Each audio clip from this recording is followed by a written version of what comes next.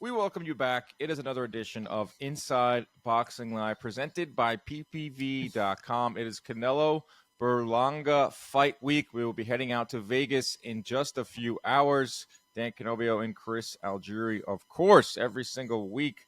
And we'll be in your ears and in front of your faces 3 times this week. We have this episode.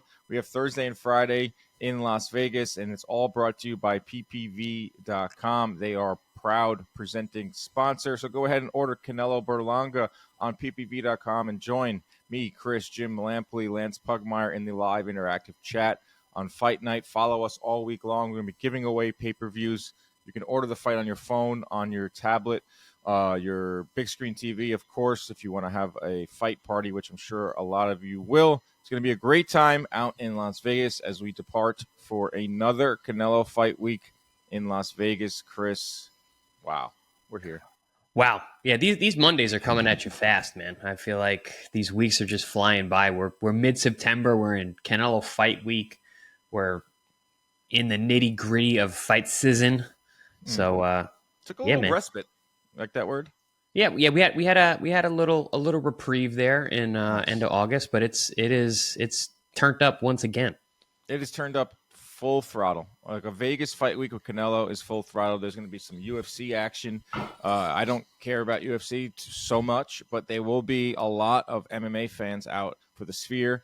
I expect Ubers to be pricey. I expect reservations to be harder to get. Not for us. We'll be at Barry's Prime on Thursday night, I believe it is.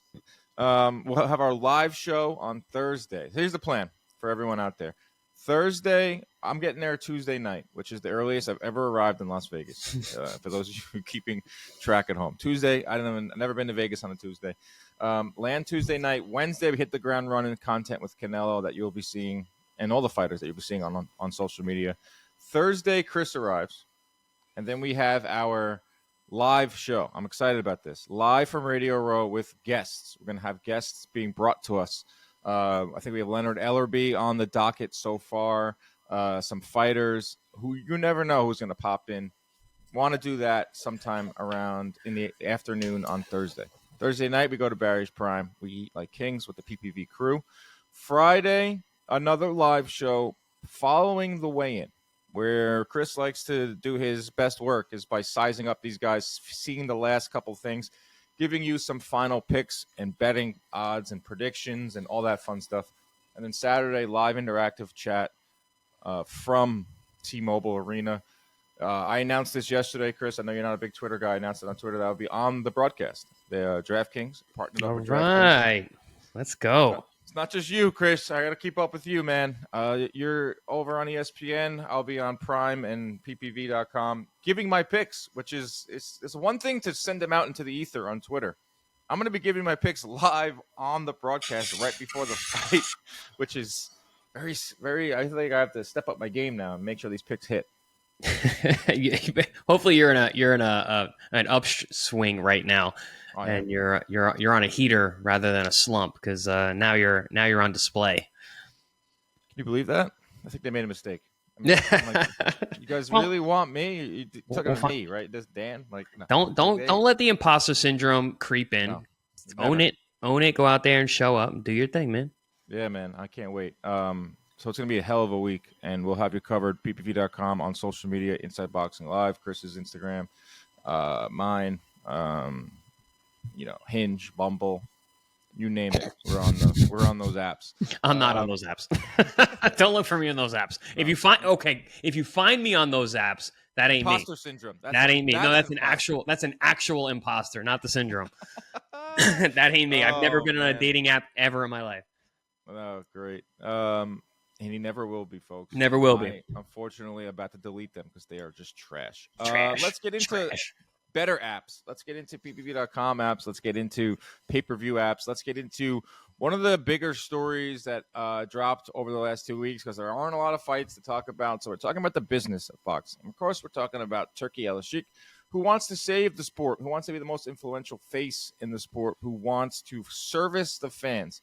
And how can you service the boxing fans out there? There's a lot of ways. Give us the biggest fights, which for the most part, he's done. He's given us some pretty big fights. they're all on pay-per-view, which is just how the business is being run right now. It's just how the business works. Lower the pay-per-view prices, fans say. Turkey says, okay, I will. Joshua versus Dubois, $20.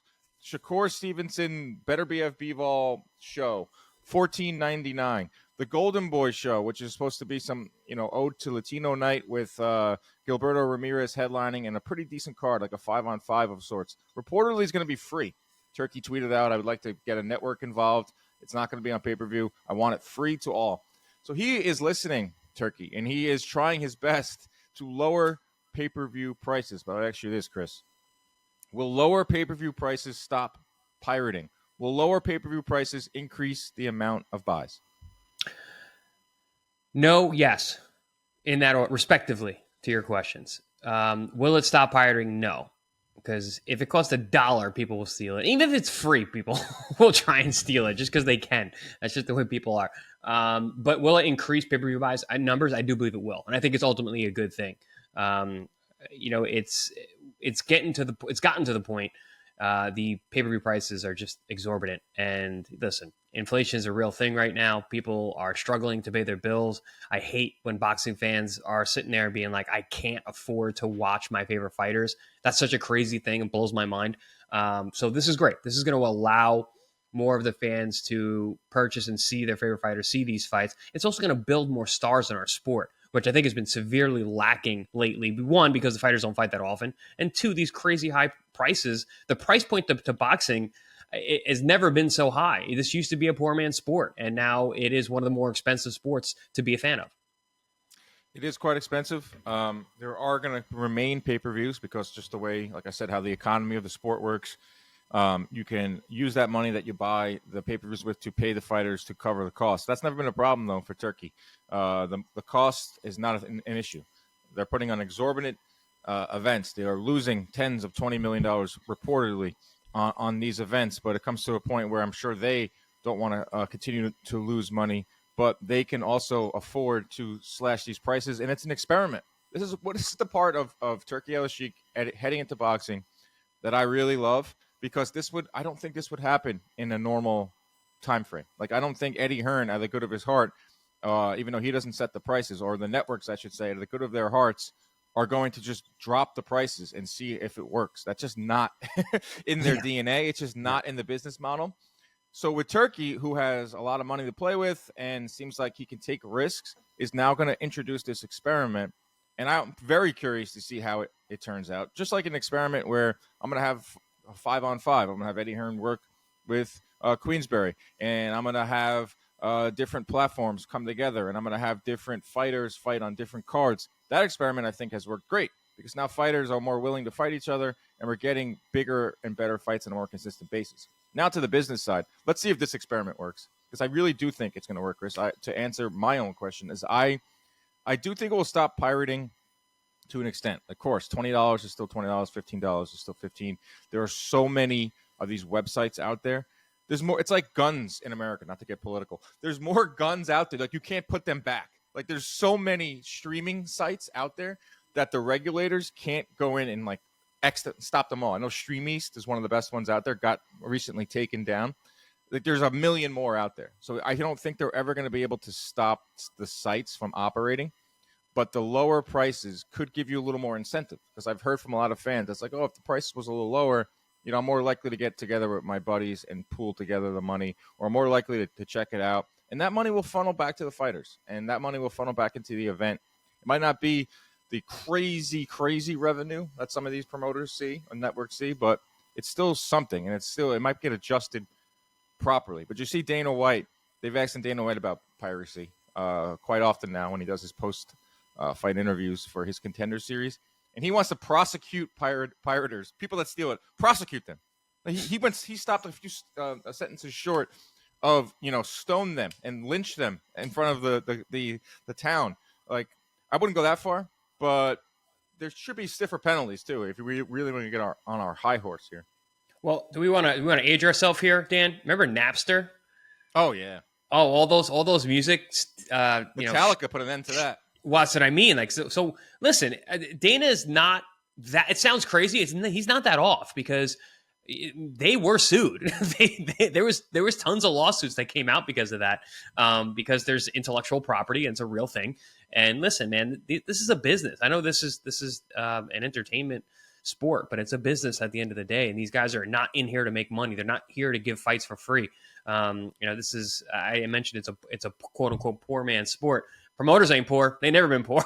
So, No. They're in this business to make money. They came into this business to make money. So yeah, I'm not surprised a guy like Dana White, who's losing tens of millions of dollars on people who are legally streaming.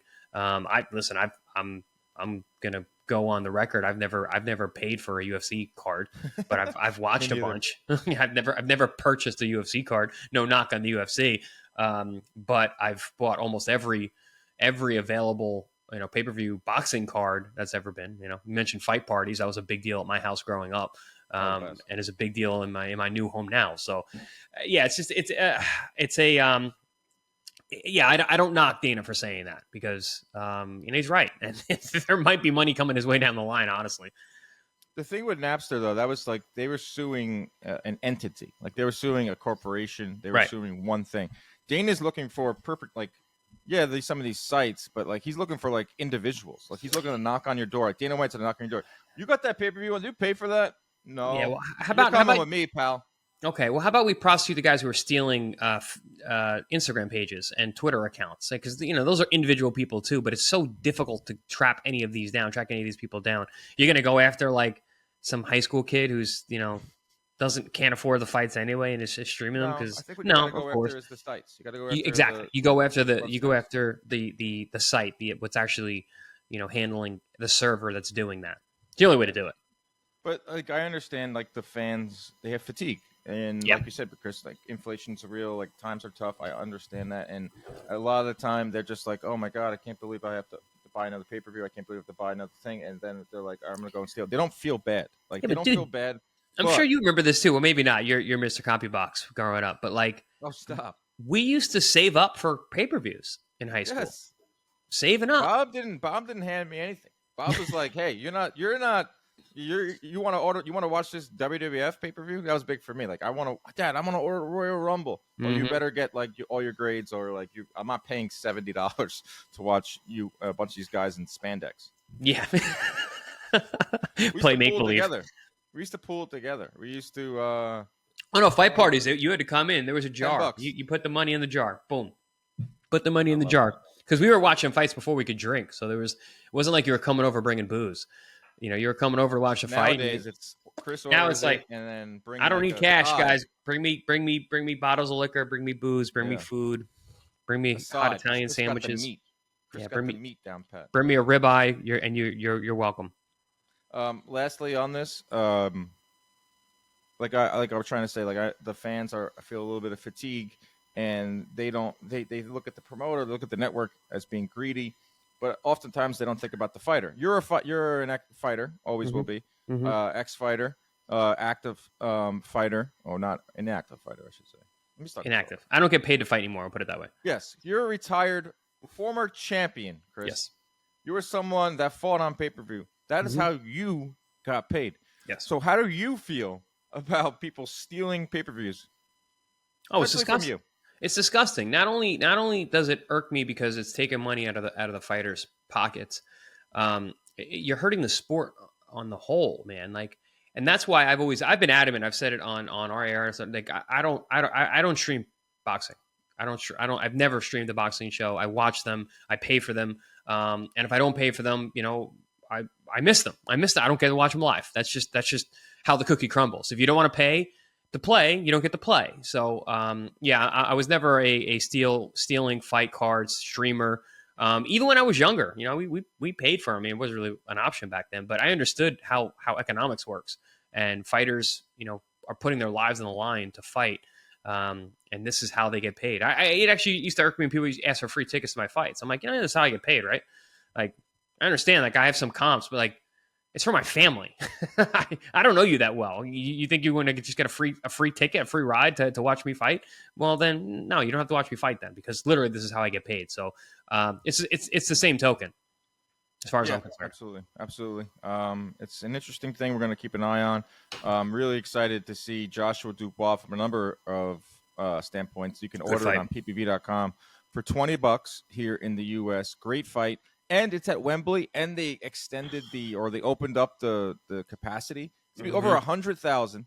It's crazy. Heavyweight title on the line, $20 on PPV.com. That's a pretty awesome crazy. afternoon. That's a deal. That's a deal. That's great. That's great for boxing fans. Now, this Beterbiev-Bivol setup is so strange and it's very complicated. And I just wanted to explain it really quick. So on October 12th, you're going to be able to order the Beterbiev-Bivol card, which features some really good fights. Headlined by Beterbiev-Bivol, co-main event Shakur versus Cordina. That's worldwide. You can do that on ppv.com and DAZN. Now, in the U.S., at the end of Shakur Cordina, in the U.S. only, you're going to have to switch over to ESPN Plus, which if you have that subscription, you pay your subscription, it's whatever. I don't know how much it is, but it's less than a pay-per-view. That's where you're going to be able to see Beterbiev-Bivol. You're not going to be able to see Beterbiev-Bivol on the DAZN pay-per-view. That's one of the craziest setups ever. And my understanding is that Top Rank and ESPN were adamant on Beterbiev-Bivol not being on pay-per-view. They were adamant on it being on regular, quote-unquote, regular ESPN, which is ESPN Plus as well. So there's a lot of moving parts here. So I've never done this before where I'm watching a fight, I turn it off, the co-main event, and I switch to a different platform to get the main event. Very strange. Times we're living in. People that have ESPN Plus, you're getting Beterbiev-Bivol. Best fight of the year, I think, on paper on ESPN Plus is a win. It's not easy to be a boxing fan, is it, Dan? It's just like they don't make it easy for us. The confusion is just absurd. It's not pragmatic. It doesn't make sense. It's making things more difficult than are necessary. But I understand what these legacy promotions and networks are doing. They're drawing a line in the sand, like, well, we can't give this up, because they understand once you give it up, it's gone. So they're fighting tooth and nail to keep this as long as it's going. There's going to be a shift, and you and I have been talking about this for the last 18 months to 2 years. We're in a weird phase. We're in a transition phase where pay-per-view model is kind of antiquated. We're not really sure what's going to come next. So I think you're seeing kind of the old guard here trying to fight for every last inch of what used to be. But we got to figure something else out. I don't know what the answer is. I don't think anyone really does. I think what we see next is lower prices. Like that's the beginning. This is an idea, right? This is a theory. This is a theory that's being actively tested in real time, which is cool to watch. We're seeing a lot of real time changes. With premium movie channels, which used to be the major hosts for boxing, gone. Showtime and HBO are dinosaurs at this point, which is wild that we've actually lived through that. And now we're seeing this where the pay-per-view model just doesn't seem to work because of all the active pirating, and now dropping prices. Is this going to work? We don't know. I think it will. I think it will, at least for a little while. But there is a major tectonic shift that seems to be occurring with how boxing and everything is disseminated at this point. And we talked about previously, about all the cooks in the kitchen and all this Turkey, bringing together different promoters, bringing together different networks. This is kind of the ramifications of it. Is that Beterbiev and Bivol was, I think, it's a Top Rank fight, or Beterbiev was with Top Rank. So Top Rank has, yes, yeah. So Top Rank has a piece of this main event, and they want it to be on ESPN. The remaining portion of the card is the match room, is with Turkey, is with I'm sure some other promoters as well, which has Shakur and Cordina, which has some other big fights on it as well. It's slipping my mind. It's a good card, but it's an overseas card. It's a lot of UK fighters with a American in Shakur in the quote unquote main event of the DAZN pay-per-view. So that's what you're gonna get. You want more. You want Turkey involved. You want more. The biggest fights being made. You're gonna have to kind of deal with it. Not the hardest thing to do to switch over to ESPN Plus, but it's just a minor inconvenience, just a janky. But there's going to be a percentage of people you lose on that. I don't know how small that number is, but there's going to be percentage points that you lose, and that's unfortunate. People. Yeah. I'm about to do my best, and anyone with a platform has to remind people Just gonna say, I think all of us we need to do that. Yeah, get on your Instagram, Chris, and start putting out stories. You Everyone. Hey, get on live real quick. Yo, we got a live in 5 minutes. Basically, just to remind you to switch over. That's actually not a bad idea. Well, you need to run into the streets and just stop everyone. Did you know that Beterbiev-Bivol's on regular ESPN? I don't think the people on my block care, to be perfectly honest. I'm sure they want to come to your fight parties, though. They hear the late night or late afternoon when we're watching these Riyadh season cards. They hear the joy that's coming from my house. Resonating throughout the house. Yeah, there's your neighbor like kind of peeking over the. I'm gonna outdate myself again, like Wilson from Wilson from Home Improvement. I can see your neighbor peeking over, like, look at all that steak. Wow, oh, man, I'm smelling all that watching meat. Fights. And honey, can I go over there? No. Dudes are smoking cigars. All the women are inside, like hanging out, talking trash about us as usual. Beautiful. That's how I grew up. So when I grew up, with my Argentinian grandfather, all the men were by the grill and all the women were inside. It was like segregation. It was very old school. Like a high school dance. Things haven't changed in my house. The women are inside. It's too hot outside. You guys are smoking cigars. It's too smoky. In front of the grill too. Yeah, living by the grill, just smelling of charred meat for days. Dude, so I was in Orlando this past weekend for MVP Prospects, which was an awesome card. Worked alongside Nonito Donaire and my man Wade Plem.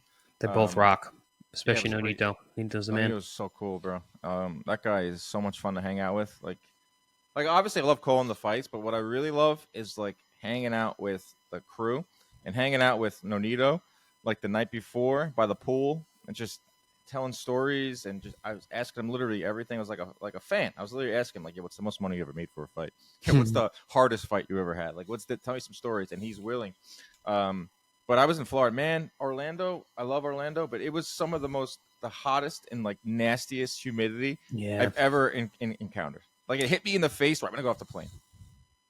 Yeah, this time of year is rough. This is the end of like the brutal summer, just oppressive heat. And that's the thing. It's like any one day is hot, fine, I can deal with that. But it's every day and it's nonstop. It's just constantly beating you down. It's like we're in round 12 now of a grueling fight. We're in round 15 of Florida summer right now. So and Orlando is especially muggy because it's far from the water and it's swampy. So it's just like, ugh. Yeah, I'm not jealous of being in Orlando. Pretty much have a residence in Orlando, and there's another fight headed to Orlando, Chris. Tszyu versus Bakram Mertazaliev. This is an IBF 154 title fight, October 19th from the Caribe Royale in Orlando. It's a title fight for Tszyu. He will be going up against Bakram, who has the IBF title. He took that off of Jack Colque last year. Now, the significance of this is a lot of different things. Like the IBF title on the line in a really hot division is great. And it's also on Amazon Prime Video, regular Prime. We're talking a lot about pay-per-views on this episode. Prime Video. So we were promised as fans that PBC and would be putting a lot of some fight cards on regular Prime for Prime subscribers. Well, here's the first one, and it's a good one. Tszyu back into the ring for the first time since that really tough, bloody Sebastian Fundora loss. Mertazaliev gets a really good payday here, and he's a very live dog. Should Tszyu win, I think this just sets things up perfectly for him. It sets things up perfectly for the division. He's one of the top guys at 154. Now, he'll have a belt.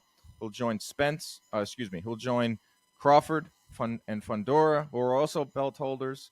It's all working out very nicely at 154. Yeah, I'm happy that Tim is coming back, and he's coming back right into a major fight, right into a title fight. That being said, it's not an easy fight. All these guys at 54 are young and talented and are just like, there's no superstar other than Crawford, obviously. But like all the other guys, all the young guys in the division are really, really talented. And we don't know who's going to take over. And I mean, who's to say it's not Mertazaliev.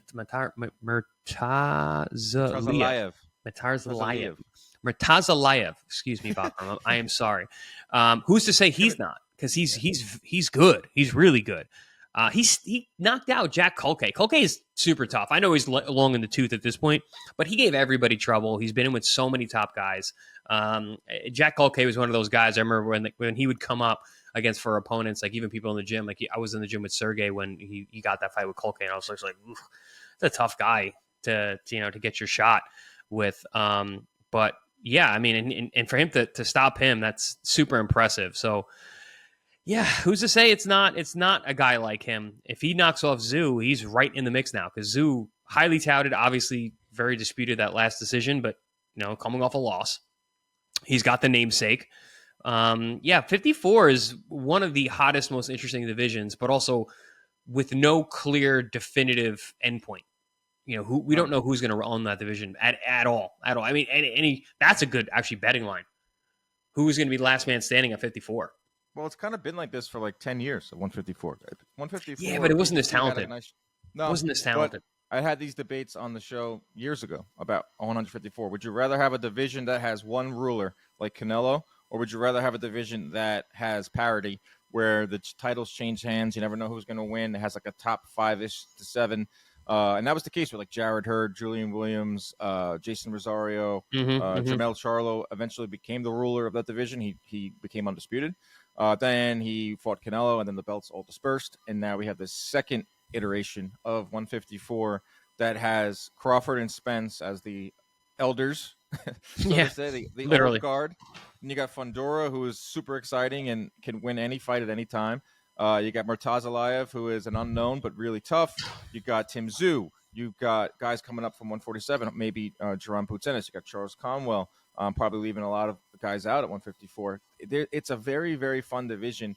And what we do need is some clarity. What we do need is more of these belts being consolidated and more of these belts being unified. So should Tszyu win, who'll be a favorite in this fight, not only is it a household name, quote unquote, in the boxing world, he's a worthy champion. He's a former champion, and then hopefully he can get some unification bouts. But it's a mess, Chris. It's a mess in terms of like what fighter is with what network, what fighter is working with who.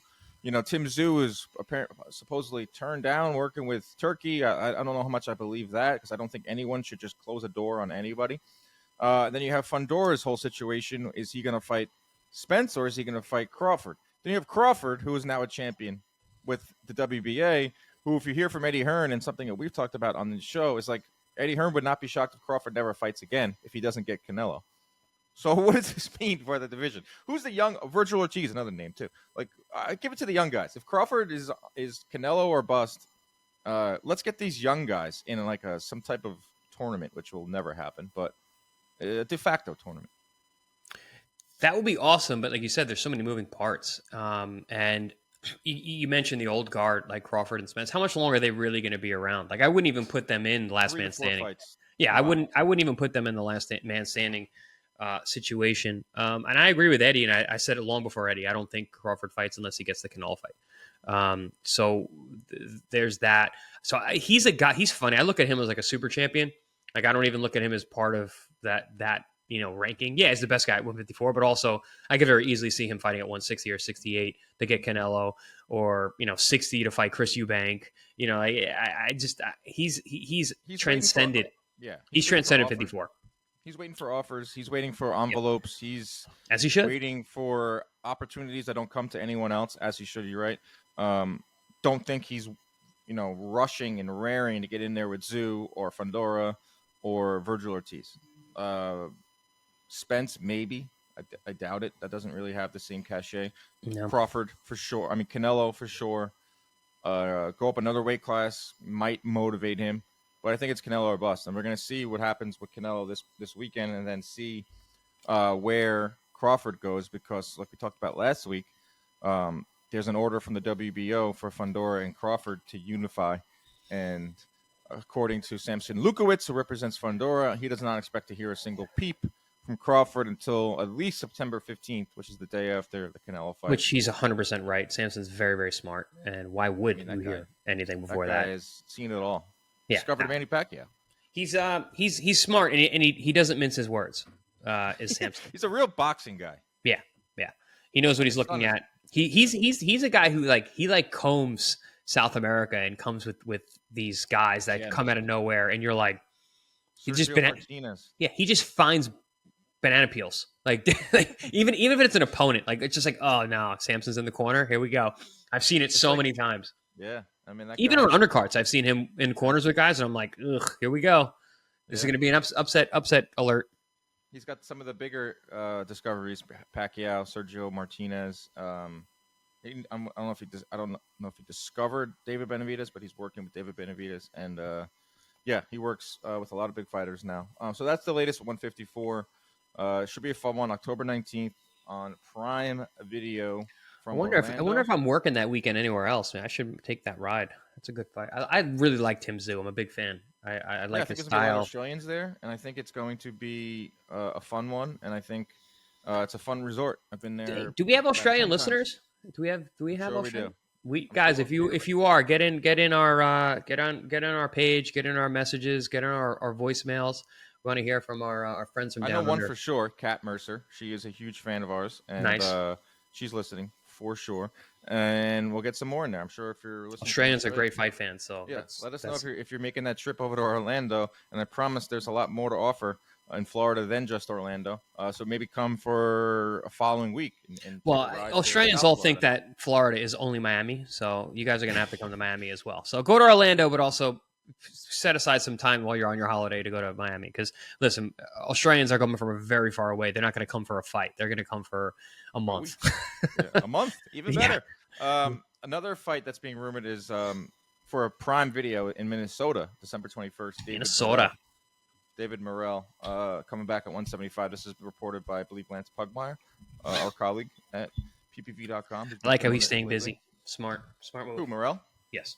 Yeah, Morrell and Benavidez are on a crash course, and they're just staying busy, and they're Smart. doing what they got to do, acclimating to the weight and figuring out 175 and all that good stuff.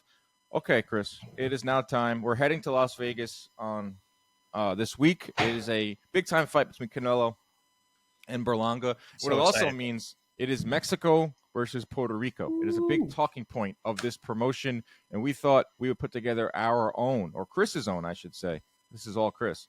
Top 5 Mexico versus Puerto Rican fights. There are so many to choose from. You had to whittle it down to 5. Let's start with number 5. So hard. You I'm ready. Hit us. Number 5, Trinidad De La Hoya. Felix Trinidad versus Oscar De La Hoya. And listen, it wasn't the best fight in terms of entertainment value going back and forth, but this is my list. So I'm talking about fights that, one, I remember or touched me in a certain way. That fight, man, the buildup to that fight was insane. Dan, I know you remember it. And it was like 2 undefeated, super huge stars, like stars. Didn't get any bigger, baby. Oh, couldn't get any bigger. Like this was a lifetime event for a boxing fan, someone in our era. This is like a lifetime event. So that one had to get in the top 5. But again, it wasn't the most scintillating, action-packed fight by any means. De La Hoya completely dominated for 5-6 rounds and then fell off a cliff. And very highly disputed. I hated watching my favorite De La Hoya lose. But Trinidad became a star after that. He went on to 154, and he was one of the baddest 154-pounders ever. But great fight. Trinidad really grew on me later in his career as he turned out to be such an amazing fighter. Number 4, this is going to be a weird one. Let me just say one thing. Say one thing about that. So that fight, September 18th, 1999, which is crazy because it's so long ago. Yeah. Obviously, that's a fight famous for De La Hoya taking his foot off the gas, thinking he had rounds banked. Yep. And then him losing the fight. And then I just remember Trinidad becoming such a freaking massive star, going back to Puerto Rico. I was at his first fight back in Puerto Rico as a 12-year-old. The Canelo family took the trip to San Juan, and he was treated like an absolute god, rightfully so. Mm-hmm. But also, like from a personal standpoint, I don't know if you remember this. De La Hoya was walking back to the locker room, and he has a paper in his hand, and it's the CompuBox stats, and he goes, "I landed 100 more fucking punches." And he kept saying it over and over, and my dad was like framed that because that's like one of the times where they used De La Hoya's like, "I landed 100 and fucking more punches."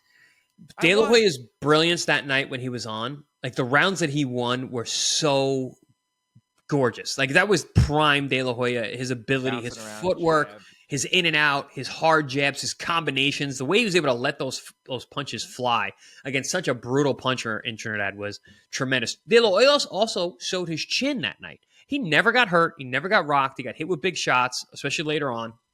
I mean, De La Hoya has a great chin. Like, from beginning to end of his career, it was a fantastic chin. Yeah, he went down a bunch of times, but always got up, except for Hopkins. But he that wasn't his chin. That failed him. But yeah, no, amazing fight. I've watched it so many times, and I think from a stylistic and technical standpoint, it's one of the best fights that someone could watch. Yeah, I wonder if I'm sure he's been asked this, if he regrets the second half.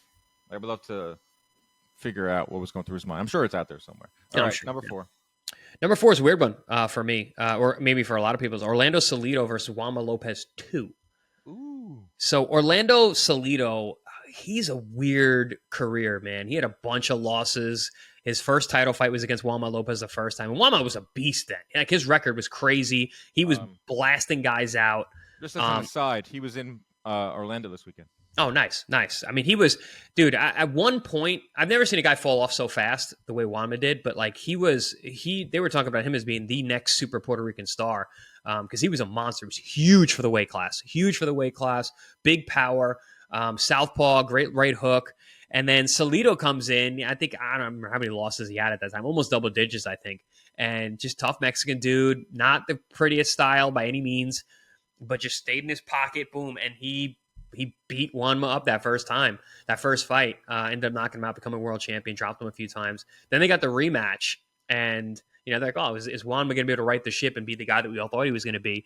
And he started to at one point, and he drops Salido bad with a right hook, a check hook, but then Salido just gets up and beats the hell out of him for the rest of the fight. He forces Juanma to fight his fight. Awesome toe-to-toe action. Defense is nowhere to be seen in a majority of the fight. Awesome fight. Salido wins again. So he's got 2 knockout wins over Juanma, and that was his first title and first defense. Did you know this? I'm looking up Salido. This summer, this is kind of grim. This summer, former 2-time featherweight champion Linda Salido is currently in serious condition in the hospital. Salido crashed his truck into a man's house, killing a man.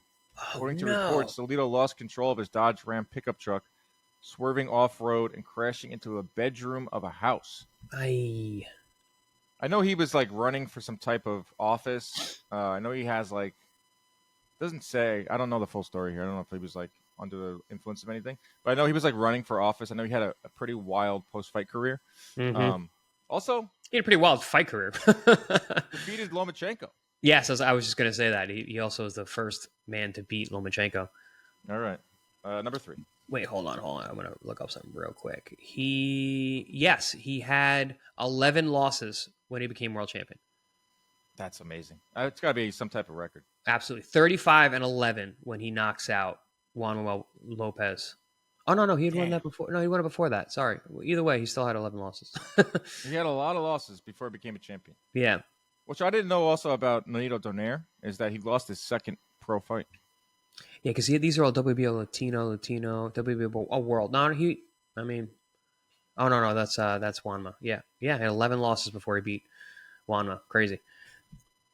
Insane. Okay. Number 4. That was 4. Number 3. Wilfredo Gomez and Pintor. Jeez. I watched this fight this morning because I was like, all right, which fight am I going to put on there? Because there's Gomez and Zarate, which is an awesome fight too. Gomez is all over this thing. He was just such a freak, so fun to watch.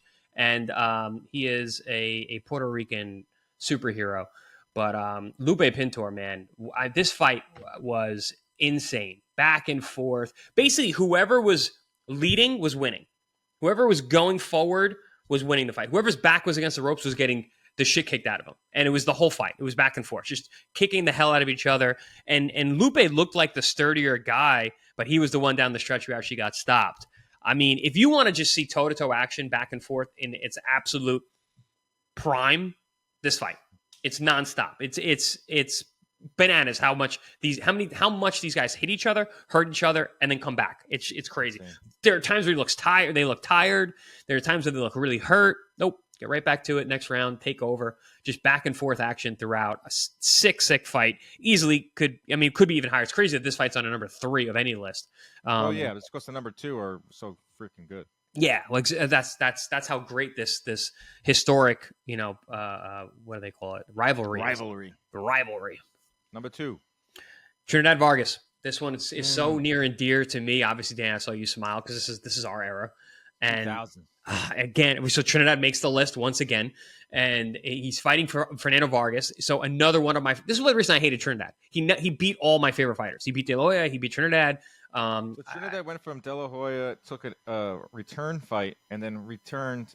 He went to 154, and then he fought Vargas. And then he was a monster at 54. Absolute monster. He was so much better at 54. You make the most of your career. Yeah, he capitalized. Money while it's hot, and then he was like under 30. Around 30, maybe even younger than that. And then he even made money in the Old Man Tour when he fought Roy Jones at 75. Like he still was able to capitalize and make money. And he fought Wiki Wright, he fought Bernard Hopkins, he fought Roy Jones. But this fight in particular, I mean, legendary. The drama. First round, Vargas gets his head knocked off. Head knocked off and is concussed and hurt the entire rest of the fight. 12 rounds, he's hurt. But mounts this crazy comeback in the 3rd or 4th or whatever, drops Trinidad bad, hurts him. And Trinidad was always kind of chinny early on in fights. And then how does Trinidad save himself? Wicked low blows. Wicked low blows on Fernando. Gets warned. Fernando was freaking out. He's on the ground. And then they keep going. Trinidad comes back. Vargas comes back. Vargas was just such a dog, man. I mean, the heart of a goddamn lion. And then 12th round comes, and it's a fight, man. Trinidad's eye was starting to close. And, dude, he hits him with that goddamn left hook again. And Vargas goes face down. Gets up like the warrior he is, but goes down again. They stop it. 12th round stoppage, last round. But I remember watching this fight in high school and just being like, I couldn't believe how good Vargas's head movement was when he was unconscious. His eyes were literally closed, and he was rolling punches and sliding, slipping. Innate, exactly. Just an innate warrior, amazing fundamentals. Such a sick fight, dude. He was in his early 20s for that fight, and I watched it recently in its totality. I put it on the ESPN. The HBO broadcast. I want the full thing. I want the vignettes opening. I want the open. I want them walking in the ring. I want what they were talking about beforehand. I want to get a full feel for it. And Merchant was talking about how he doesn't really think that Vargas was ready for this, but he has no choice, and this is what warriors do. He's in his early 20s. Trinidad is the clear-cut, established guy, had been in a pro for so much longer and had been at a higher level for so much longer. But the thing with Lampley, and then the thing with Lampley said about Vargas is that he's just fearless, and that was a very, very good way to describe Fernando Vargas in his career, and especially in that fight. Fearless, getting knocked down early. So many low blows in this fight. Not that has anything to do with fearless, but just going back and forth. It got to a little bit of a dirty fight. Hilarious point in the fight. Well, Trinidad was I will go out on the record. He was a pretty dirty fighter. He elbowed a lot. Yes. He would push off a lot. He hit low a lot. Yeah. And you saw that in that fight. And one of the more funnier moments from the fight, which you will never hear on TV these days, George Foreman on the call.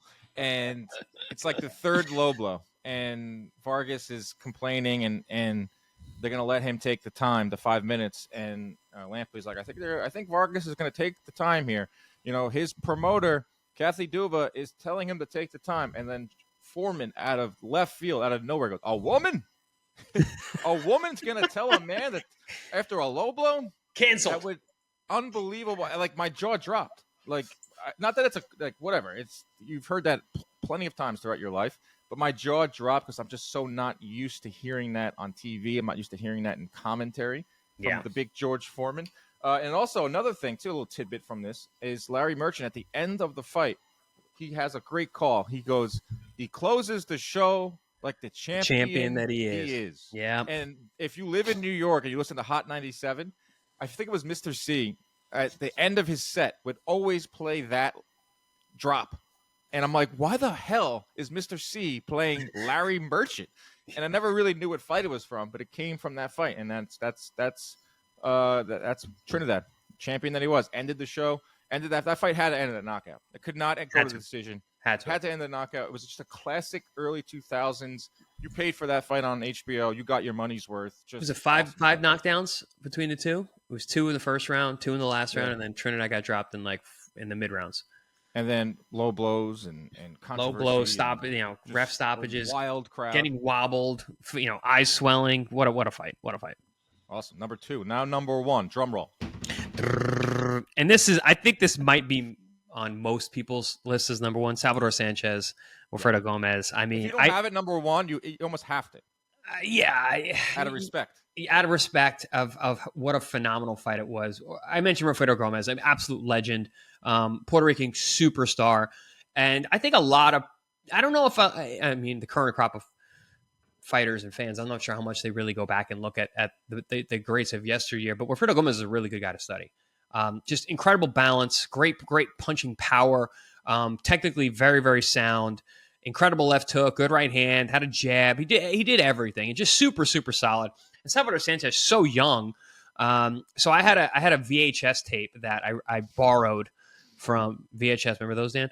I borrowed a VHS tape from a boxing trainer who was he was like doing classes out of my karate dojo at the time. And this guy was a huge boxing fan. He knew and he found out I was a boxing fan. So him and I would spend hours talking boxing, just like talking about old fights. And I told him all the books I read, all the library books I used to take out. And he looks at me and he's like, kid, you're like a real fan, huh? And I was like, yeah, I'm obsessed. He goes, I have a VHS tape of some fighters that you need to see. And I was like, yeah, of course. He's like, but listen, I need this thing back. He took my address down, everything. He's like, I will come and find you. Give away a VHS. That's like, you're not getting that back, man. You're not copying that thing. It's, so no. And he literally was like, how would he chase you down? I need your home address. He's like, I'm going to come find you if I don't get this back. And I was like, no, of course I'll give it back. My God, the fights that were on this, that was one of them, the Salvador Sanchez fight. Salvador Sanchez, Azuma Nelson was on there too, which was great. And Salvador Sanchez, one of the best Mexican fighters ever lived, who died at 23, I think, in a plane crash or something insane, or a car accident or something. But back then, guys fought, and they fought early. And, he fought Azuma Nelson and Wilfredo Gomez, like, before the age of 23. How crazy is that? And I remember there was some interview somewhere, and I don't remember where I saw this, but Sanchez wasn't really known as a puncher, and Gomez was. So they were kind of making the fight as like Gomez is the puncher, and Salvador has got to box and be smart, and Salvador Sanchez knocks him out. And he was doing an interview, and they were asking, like, where did this punching power come from? And he said, I've been doing a lot of heavy bag work. Wow. And I was just like, wow. I'm like, he's like, yeah, I just, I hit the heavy bag. I was just could be simple. Work on just hitting the heavy bag a lot, like, because they were asking, what was the difference? What have you been doing differently? Have you been lifting weights? Have you been doing this? He goes, no, I just a lot more heavy bag work. And I was just like, man, I'm like, so old school, so raw. And if you haven't seen that fight, anyone listening, go and watch it immediately. I mean, it's an absolute war. Contrasting styles, as every Mexican Puerto Rico matchup always is.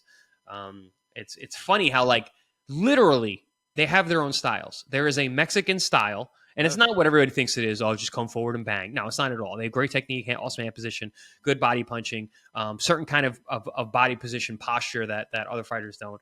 And Puerto Ricans have very much their own style. It's way more offensive, usually more athletic, and but often not as good defensively. So it's a really interesting style matchup. It's one of the reasons why it's one of the greatest rivalries of all time. So if you haven't seen any of those fights, go watch them. Go watch all of them, but especially Salvador Sanchez and Wilfredo Gomez. Great list, Chris. And we have another installment of this rivalry.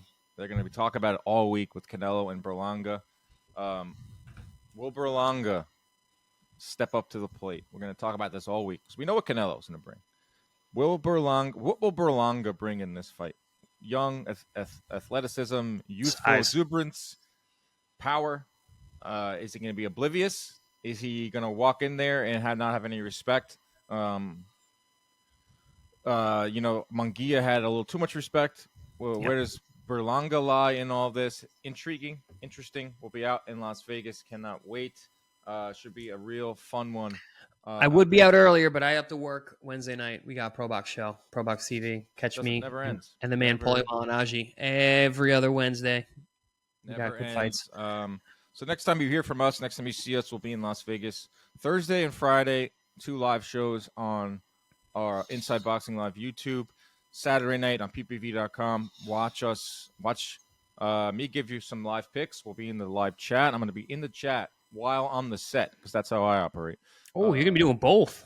Yeah, why not? Well, put a device in front of me and just let me go. Which It's means I'll be carrying the conversation, everyone. So carrying just, the you chat, know, answering all the questions in the all chat. the questions. I'll be carrying the chat. Jim Lampley will be in the chat. Lance Pugmire will be in the chat. You at home will be in the chat joining us. So protect yourselves at all times. Keep your hands up at all times. Send us some reservations for dinner out in Las Vegas. We're out.